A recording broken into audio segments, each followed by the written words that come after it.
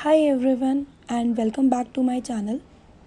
Today we will study chapter number 1 of class 10th CBSE NCERT. Chapter name of the chapter is chemical reactions and equation and मैं आज थोड़ा सा आपको basics समझा दूँगी इस चैप्टर का. So let's start here. So first of all we'll study and we'll try to understand the name of the chapter.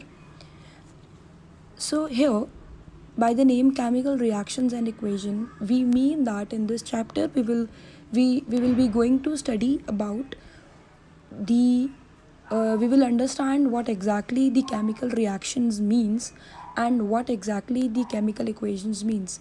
इस चैप्टर में हम लोग केमिकल रिएक्शन के टाइप्स पढ़ेंगे, कैसे कोई केमिकल रिएक्शन होती है वो समझेंगे, और रिएक्शंस के बाद जो इक्वेशंस बनती है मॉलिक्यूलर फार्मूलाज के साथ उसको बैलेंसिंग करना समझेंगे, टाइप्स ऑफ इक्वेशंस पढ़ेंगे. So first of all here they have explained कि they have given some of the daily life examples. जैसे क्या होता है अगर आप एक मिल्क को रूम टेम्परेचर पे रख दें तो वो कुछ टाइम के बाद अपने आप ही ख़राब हो जाता है, राइट. या फिर कोई आयरन पैन को आप ह्यूमिडिटी में, आजकल जैसे रेनी सीजन बहुत चल रहा है तो चीज़ों में जंक लग रही है, आयरन ऑब्जेक्ट्स में बहुत ज़्यादा जंक लग रहा है. या फिर कोई भी आपका फ्रूट बाहर रह जाए, कोई चपाती बाहर रह जाए, वो कुछ टाइम के बाद फर्मेंट हो जाती है. So basically they have given some examples जिससे आप सोचें कि लाइफ में चेंजेस क्यों होते हैं, कैसे होते हैं, उन चेंजेस में क्या चीज़ इन्वॉल्व रहती है. तो ये जितने भी एग्जांपल्स इन्होंने दिए हैं, हम लोग सांस लेते हैं, हम लोग रेस्पायर करते हैं, हमारी बॉडी में खाना जाता है, अभी मैं आपको पढ़ा रही हूँ, आप लोगों का दिमाग चल रहा है, आप लोग सोच पा रहे हैं उन चीज़ों के बारे में, इन सब में केमिकल रिएक्शंस हमारा चल रहा होता है.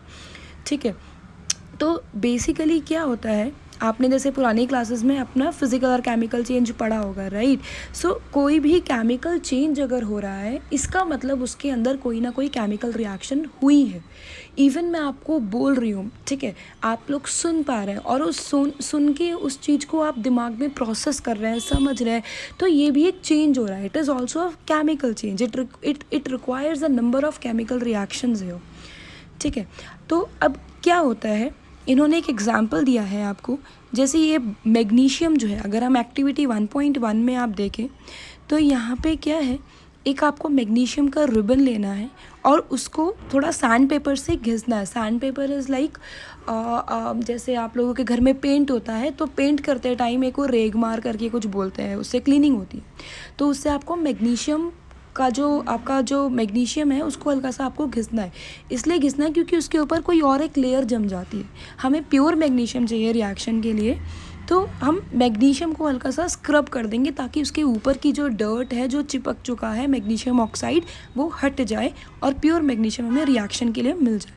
अब हम क्या करेंगे, उसको बर्न करेंगे इन सच अ वे कि वो एशेज़ में बदल जाए. ठीक है. तो जैसे ही वो एशेज़ में बदलेगा आपको क्या महसूस होगा, आपको क्या दिखेगा, ये इन्होंने इस एक्टिविटी के थ्रू समझाने का कोशिश किया है. तो यहाँ पे ये लोग कह रहे हैं, अगर आप पढ़ेंगे कि जो मैग्नीशियम रिबन है जब हम उसको गर्म करते हैं, जो आप सेकेंड लाइन में देखिए, magnesium ribbon Burns with dazzling white flame and changes into a white powder.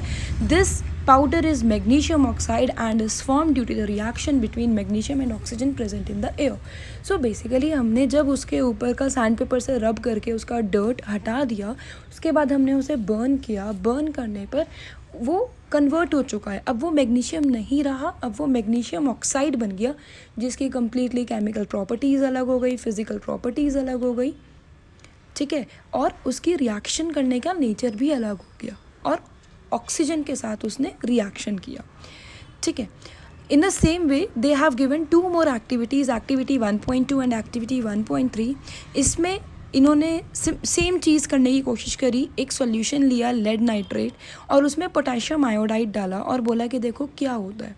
तो उसमें से हाइड्रोजन गैस निकलती है. बेसिकली लेड नाइट्रेट और पोटेशियम आयोडाइड जब रिएक्ट करेंगे तो पोटेशियम नाइट्रेट बन जाएगा और लेड आयोडाइड बन जाएगा, और जिसकी वजह से हमारा हाइड्रोजन गैस रिलीज़ हो जाता है. ठीक. इन द सेम वे इन्होंने एक और रिएक्शन दिया है जिंक ग्रैन्यूल्स को के साथ रिएक्शन करने का।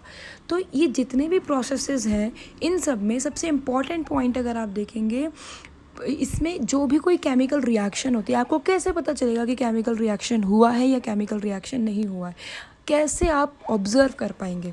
सो आप ये देख सकते हैं 4 पॉइंट्स यहाँ इन्होंने दिए हैं: change in state, change in colour, evolution of gas and change in temperature.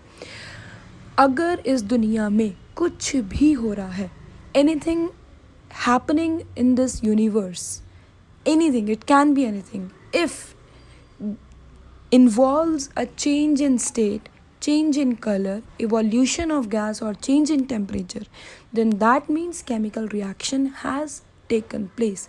इस दुनिया में अगर कुछ भी हो रहा है जिसमें स्टेट का चेंज होना हो, कलर का चेंज होना हो, इवोल्यूशन गैस का निकलना हो या टेम्परेचर का बढ़ना या कम होना हो, वो पूरा ही एक केमिकल प्रोसेस होता है, केमिकल रिएक्शन होती है। ठीक है, तो बेसिकली केमिकल रिएक्शन आप कैसे समझेंगे? जैसे कि आपने एक कागज़ लिया, कागज़ को आपने राख में कन्वर्ट कर दिया है ना, जला दिया। अब वो कागज़ वापस नहीं आ सकता, वो एशेस में कन्वर्ट हो चुका है। इसका मतलब एक केमिकल रिएक्शन हो चुकी है। एक आपने छोटा सा प्लांट लिया, आपने उसको सनलाइट दिया, एयर दिया, सॉइल दिया और उससे वो बड़ा हो गया और अब वो दोबारा वापस छोटा नहीं हो सकता। राइट, सो अगेन एक केमिकल रिएक्शन हो चुकी है जिसमें जो वापस नहीं हो सकती है ना, उसमें उसका पूरा ही केमिकल चेंज हो चुका है। तो बेसिकली अगर मैं आपको छोटे से एग्जांपल दूं, एक जो पेपर बर्न होता है उसमें ये सारे एग्जांपल्स आ जाते हैं। स्टेट चेंज हो गया, स्टेट तो पहले भी सॉलिड था, अभी भी सॉलिड है, बट हाँ कलर चेंज हो गया है, उसमें गैस निकल गया है, उसमें जब आप जलाते हैं तो उसमें से गैस निकलती है। ठीक है, उसमें टेम्परेचर भी ऑब्वियसली चेंज होता है। राइट, सो बेसिकली कोई भी प्रोसेस जिसमें ये 4 पॉइंट्स में चेंजेस आता है is termed as a chemical change or a chemical reaction. In the next video I'll discuss more about the chemical reactions. आपको ये वीडियो अच्छी लगी and you want to like study more, so I mean know more and जो भी आपको अच्छा लग रहा है please comment on the comment section और इसको like करें और आपके जो भी concerns हैं, issues हैं वो ज़रूर mention करें. I'll help you out in solving the issues. Thank you so much.